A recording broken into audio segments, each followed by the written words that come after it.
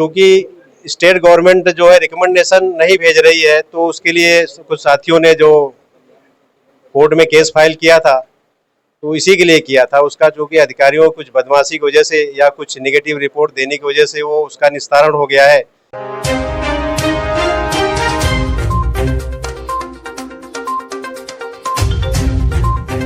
अब मिलेंगे एडवोकेट किरण राजभर जी से, क्योंकि वकील हैं। कानूनी तौर पे कैसे आरक्षण मिलेगा इन्हें तो नॉलेज होगा। लड़ाई बहुत लंबी है, आपकी नज़र में आरक्षण कैसे मिलेगा? धन्यवाद अखिलेश भाई।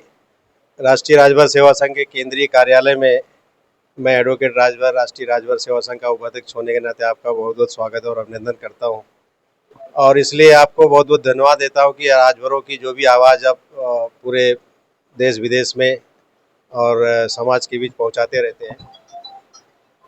जहां तक आरक्षण की बात है, हमारे कुछ साथियों ने प्रयास किया हाई कोर्ट में जो भी रेट पिटीशन डाला था, और फिर हाई कोर्ट के आदेश के बाद 2 महीने होने के बाद में जब वो भारत सरकार उसको पूरा नहीं किया तो कंटेम्प्ट पिटीशन भी डाली गई और उस पर भी सुनवाई हुई, और उसको भी वो भी डिस्पोज ऑफ करते हुए हाई कोर्ट ने हमको ये लिबर्टी दी है कि आप अपील कर सकते हैं या फिर से रेट पिटीशन फाइल कर सकते हैं। तो हमारे जो उत्तर प्रदेश के साथी हैं उनके पास कुछ ऐसे एविडेंस है, जो लड़ाई लड़ना चाहते हैं, वो कुछ साथियों ने यहाँ पे अध्यक्ष जी से और हमारे कुछ साथियों से जो संपर्क किया, तो राष्ट्रीय राजभर सेवा संघ के अध्यक्ष महोदय श्री अनिल राजभर जी ने एक आकस्मिक बैठक संगठन की बुलाई है, जिस पे हम लोग आज बैठ के चर्चा कर रहे हैं कि किस तरह से सहयोग किया जाए। क्योंकि राष्ट्रीय राजभर सेवा संघ समाज के लिए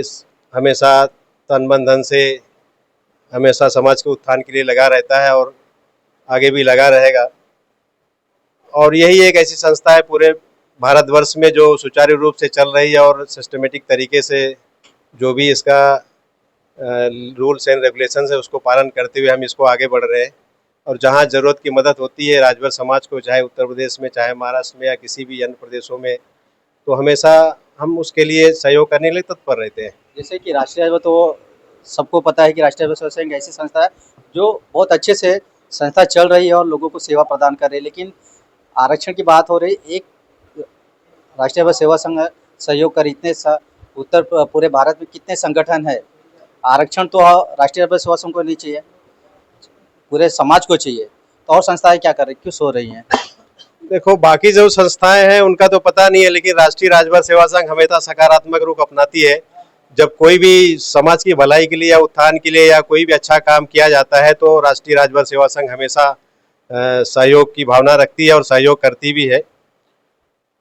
और जहाँ तक आरक्षण की बात है तो उसकी जो कानूनी प्रक्रियाएं हैं वो बहुत लंबी है। जैसे कि अब जब उत्तर प्रदेश सरकार केंद्र सरकार को जब रिकमेंड करेगी तो केंद्र सरकार उसको पार्लियामेंट में संविधान जो संशोधन करके हमको आरक्षण दे सकती है। लेकिन उसका प्रस्ताव है, उसके और भी अगर लीगली तरीके से देखें तो आर्टिकल 341, 342, अनुच्छेद 341, 342 में राष्ट्रपति को भी पावर है, वो किसी भी स्टेट की पूरे जातियों को या किसी समूह या क्षेत्रीय जातियां जो उनको लगता है वो एक्सटी आरक्षण खुद डायरेक्ट ही दे सकते हैं। या फिर दूसरा ये एक नियम है कि यहाँ से राज्य सरकार जो है रिकमेंड करे कि भाई हमारे स्टेट में ये जातियाँ इतनी हैं जो एसटी आरक्षण में ये आती हैं, तो केंद्र सरकार उसको अपना प्रस्ताव पास करके वो आरक्षण संविधान में रख के फिर उस पर पास करके उसको दे सकती है। चूँकि स्टेट गवर्नमेंट जो है रिकमेंडेशन नहीं भेज रही है, तो उसके लिए कुछ साथियों ने जो कोर्ट में केस फाइल किया था, तो इसी के लिए किया था। उसका चूँकि अधिकारियों को कुछ बदमाशी की वजह से या कुछ नेगेटिव रिपोर्ट देने की वजह से वो उसका निस्तारण हो गया है, जो सही तथ्य को नहीं रखे हैं। तो उसके लिए फिर से जो है हाई कोर्ट में, इलाहाबाद हाई कोर्ट में जो हमारे साथियों ने पुनर्विचार याचिका या फ्रेश रेट पिटीशन जो फाइल करने का निर्णय लिया है, तो उसके लिए जो भी सहयोग राशि लगेगी राष्ट्रीय राजभर सेवा संघ उसको देने के लिए विचार कर रहा है और दिया भी जाएगा, और शायद प्रस्ताव भी पास हो गया है, हम उसको देंगे। चलिए, बहुत बहुत धन्यवाद। अगर आप चैनल पे नए हो तो चैनल को सब्सक्राइब करना ना भूलें। वीडियो को ज़्यादा से ज़्यादा शेयर कीजिए।